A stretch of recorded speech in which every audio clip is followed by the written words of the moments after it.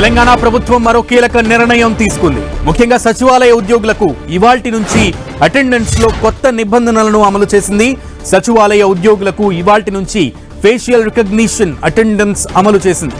సచివాలయంలో పనిచేసే అన్ని శాఖల అధికారులకు ఫేషియల్ రికగ్నైజేషన్ తప్పనిసరి చేసింది ప్రభుత్వం. సచివాలయంలోని మొత్తం 60 చోట్ల ఫేషియల్ రికగ్నైజేషన్ డివైస్లు ఏర్పాటు చేసింది. ఉదయం ఆఫీస్కు వచ్చేటప్పుడు, సాయంత్రం వెళ్లేటప్పుడు విధిగా హాజరు నమోదు చేయాల్సి ఉంటుంది. త్వరలోనే ఈ ఫేషియల్ రికగ్నైజేషన్ అటెండెన్స్ ను జిల్లా, మండల, గ్రామ స్థాయి ఉద్యోగులకు సైతం అమలు చేయనున్నారు. రైట్, ఇవాళ నుంచి సచివాలయ ఉద్యోగుల అటెండెన్స్ కు కొత్త రూల్స్ వచ్చాయి. దీనికి సంబంధించి పూర్తి సమాచారం మా ప్రతినిధి కరుణాకర్ అందిస్తారు. కరుణాకర్, ఇవాళ సచివాలయంలో ప్రారంభమైన ఇది త్వరలోనే జిల్లాల స్థాయిలో కూడా, మండల స్థాయిలో కూడా విస్తరింపజేసేటువంటి అవకాశం ఉంది. అప్డేట్స్ ఏంటి? సునీల్, తెలంగాణలో ప్రభుత్వ ఉద్యోగుల విషయంలో తెలంగాణ ప్రభుత్వం కీలక నిర్ణయం తీసుకుంది. ఉద్యోగులు సచివాలయం నుంచి మొదలు పెడితే అన్ని స్థాయిలో ఉద్యోగులు కార్యాలయాలకు ఆలస్యంగా వస్తున్నారని చెప్పి ఉన్నతాధికారులు గుర్తించారు. ఈ నేపథ్యంలో వారికి కఠినంగా అటెండెన్స్ తీసుకోవాలని చెప్పి ప్రభుత్వం నిర్ణయించింది. అందులో భాగంగా ముందుగా కేంద్ర అంటే రాష్ట్రానికి పరిపాలనలో కేంద్ర బిందువైన సచివాలయం నుంచి ఈ ఫేస్ రికగ్నిషన్ అటెండెన్స్ తీసుకోవాలని చెప్పి నిర్ణయం తీసుకోవడం జరిగింది. ఈ రోజు నుంచి ఈ కొత్త విధానం అమల్లోకి వచ్చింది. ఉదయం 10 గంటల నుంచే ఉద్యోగులంతా కూడా, సచివాలయానికి వచ్చే ఉద్యోగులంతా కూడా ఫేస్ రికగ్నిషన్ ద్వారానే అటెండెన్స్ తీసుకుంటున్న పరిస్థితిని మనం చూస్తున్నాం.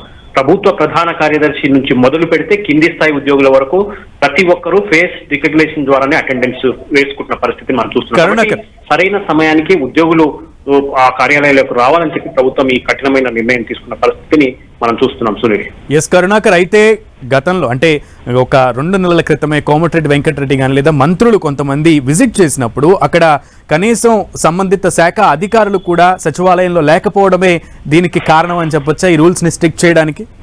ఖచ్చితంగా ముందు నుంచి కూడా, అంటే కాంగ్రెస్ ప్రభుత్వం ఏర్పడినప్పుడు కావచ్చు, లేకపోతే అంతకుముందుకు బీఆర్ఎస్ ప్రభుత్వం ఉన్నప్పటి నుంచి కూడా ఉద్యోగులు చాలా శాఖల్లో ఉద్యోగులు సరైన సమయానికి రావట్లేదని చెప్పి అధికారులు గుర్తిస్తూ వస్తున్నారు. అయితే ప్రభుత్వం చాలా రోజుల తర్వాత, ఏడాది గడిచిన తర్వాత కాంగ్రెస్ ప్రభుత్వం ఈ నిర్ణయం తీసుకుంది. ఇకపై ఉద్యోగుల అటెండెన్స్ విషయంలో కఠినంగా ఉండాలని చెప్పి ఉన్నతాధికారులు ఇప్పటికే ముఖ్యమంత్రికి నివేదించిన పరిస్థితిని మనం చూస్తున్నాం. మీరు చెప్పినట్టు గతంలో చాలా సార్లు పొంగులేటి శ్రీనివాసరెడ్డి కావచ్చు, కోమటిరెడ్డి వెంకటరెడ్డి కావచ్చు, మంత్రులు ఆకస్మికంగా ఆయా శాఖలకు వెళ్లి చూస్తే ఉద్యోగులు 11, 12 అయినా కూడా ఉద్యోగుల పూర్తి స్థాయి హాజరు శాతం లేకపోవడంతో మంత్రులు ఆగ్రహం వ్యక్తం చేసిన పరిస్థితిని కూడా మనం చూసాం.